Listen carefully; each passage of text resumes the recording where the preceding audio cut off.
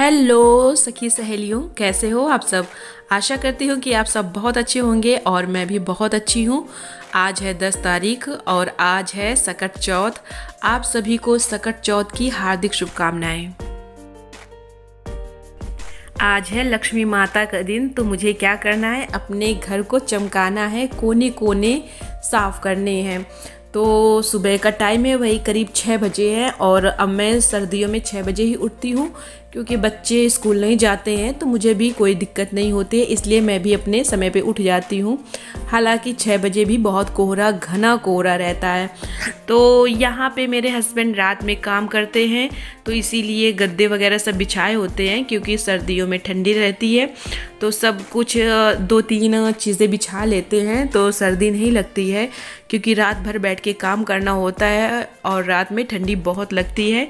ऊपर से जो फर्श होती है ये भी ठंडियों में ठंडाती है, तो इसी वजह से ठंडियों में बिछा के काम करते हैं यहाँ पे। और मैं लगे हाथ सोफ़े के कवर, बच्चों की कैप्स वगैरह सब ऐसे ही पड़े रहते हैं। जब सोने जाते हैं तो खेलते रहते हैं और खेलते खेलते बस सब बिखेर के चले जाते हैं, उनके खिलौने, चप्पल। और ये रात में हम लोग तापते हैं तो वही अब आग बुझ गई है, कढ़ाई में हम लोग तापते हैं तो वही मैं रखने गई हूँ और अब मैं लगा रही हूँ झाड़ू।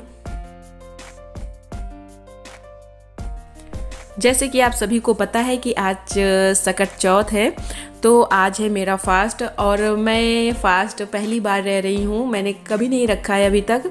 और मेरा इस बार मन किया कि चलो इस बार करते हैं कुछ, तो मैंने भी रख लिया फास्ट। और ये फास्ट मैंने निर्जला रखा है, मैंने अपनी लाइफ में पहली बार ऐसा रखा है, क्योंकि करवा चौथ में मैं जितना हो सकता है कम खाती पीती हूँ, मतलब खाना क्या, चाय वगैरह।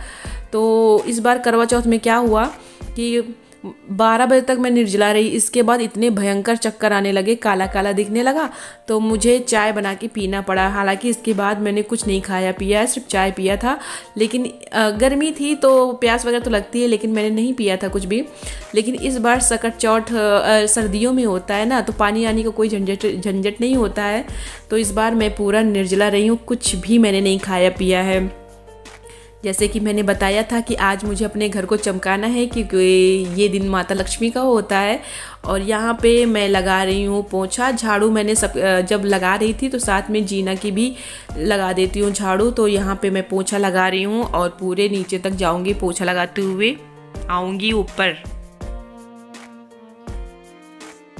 अभी बच्चे वगैरह सब सो रहे हैं, मैं इसलिए भी थोड़ा टाइम से नीचे जाती हूँ क्योंकि जो हमारे नीचे जीने में गैलरी है, काफ़ी चौड़ी है, वहाँ पे वो लोग लेटते हैं जिनकी झोपड़ी टूट गई थी। तो हस्बैंड और वाइफ वहीं पे लेटते हैं, तो अच्छा नहीं लगता है जाना, क्योंकि वो लोग 8:30 या 9 बजे तक लेटे रहते हैं।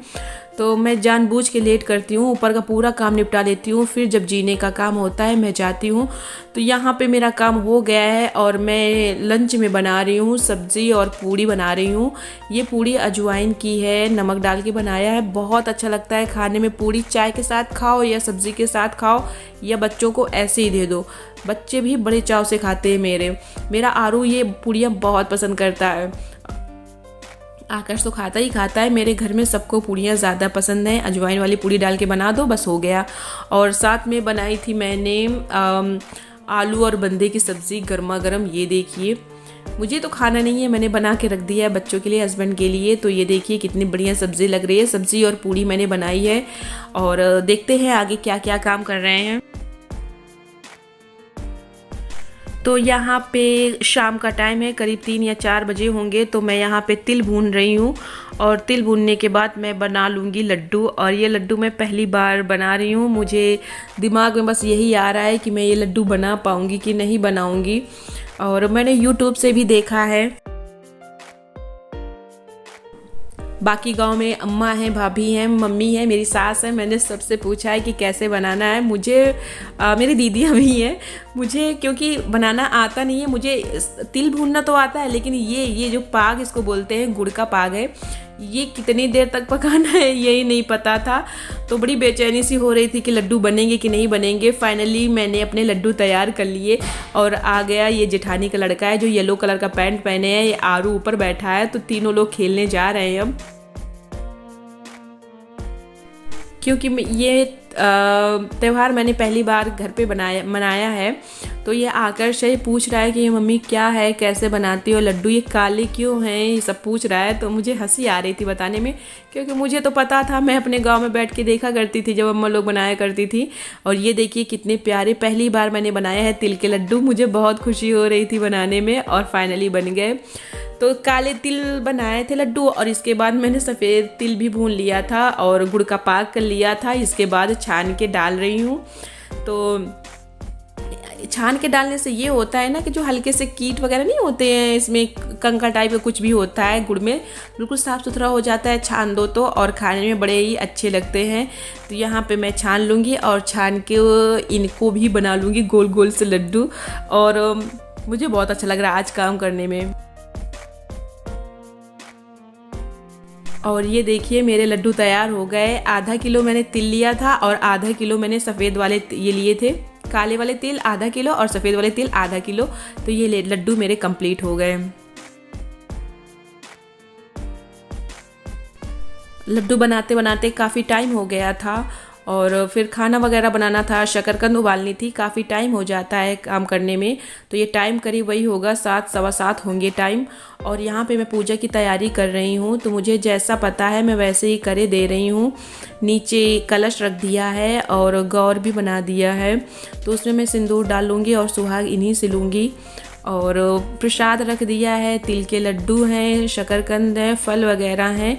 जितना मुझे पता है मैं सब लेती हूँ और अपने हिसाब से कर देती हूँ।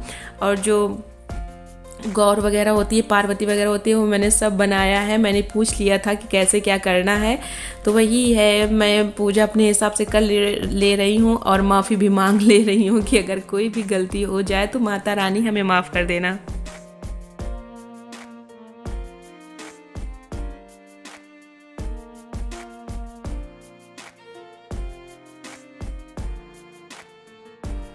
यहाँ पे मैं अकेले पूजा करती हूँ और गांव में सब लोग साथ में पूजा करते हैं, तो अच्छा लगता है क्योंकि गांव में बच्चे भी साथ में बैठ जाते हैं सुनने के लिए, पूजा करने के लिए कि कैसे पूजा की जाती है और कैसे क्या कहानियाँ होती हैं। इनमें भी कहानियाँ होती हैं और इनकी कहानी मुझे बहुत अच्छी लगती है। एक ही कहानी होती है देवरानी जेठानी वाली, जो मैंने अपने गांव में अपने अम्मा लोगों से सुना है कि एक देवरानी थी एक जेठानी थी, उन्हीं की कहानियाँ मैंने सुनी है। तो वही कहानी भी इसमें कही जाती है। तो मैं पहले पूजा कर लेती हूँ अच्छे से और इसके बाद बुलाऊंगी बच्चों को कि चलो आओ कहानी सुनो आके। तो देखते हैं दोनों बच्चे आते हैं कि नहीं आते हैं।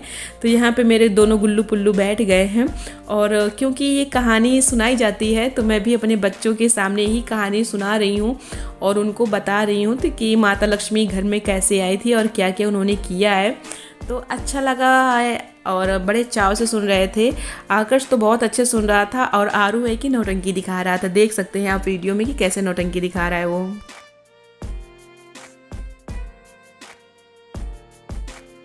पूजा करने में क्या क्या लगता है मैंने पूछ लिया था।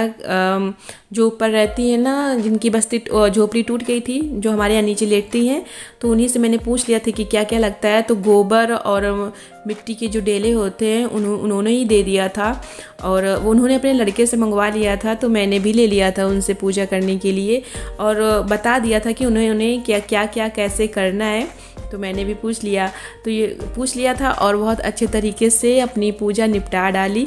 और पूजा करते करते काफ़ी टाइम हो जाता है, कहानियाँ लंबी होती हैं और बच्चों को समझाना होता है कि देवरानी और जेठानी बोलते किनको हैं।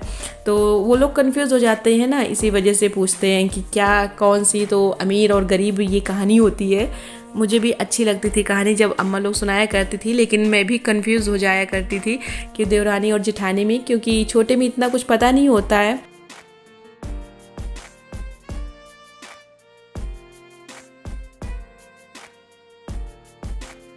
और बाद में क्या हुआ कि आरू भी कहानी में इंटरेस्ट लेने लगा और वो भी चुपचाप बैठ गया, कहानी सुनने लगा, क्योंकि उसको भी कहानी अब अच्छी लगने लगी थी। तो आकर्ष तो पहले से ही सुन रहा था, अब आरू भी चुपचाप बैठ गया है। मेरे दोनों बच्चे मुझे बहुत अच्छे लगते हैं, बहुत प्यार करती हूँ मैं उनसे।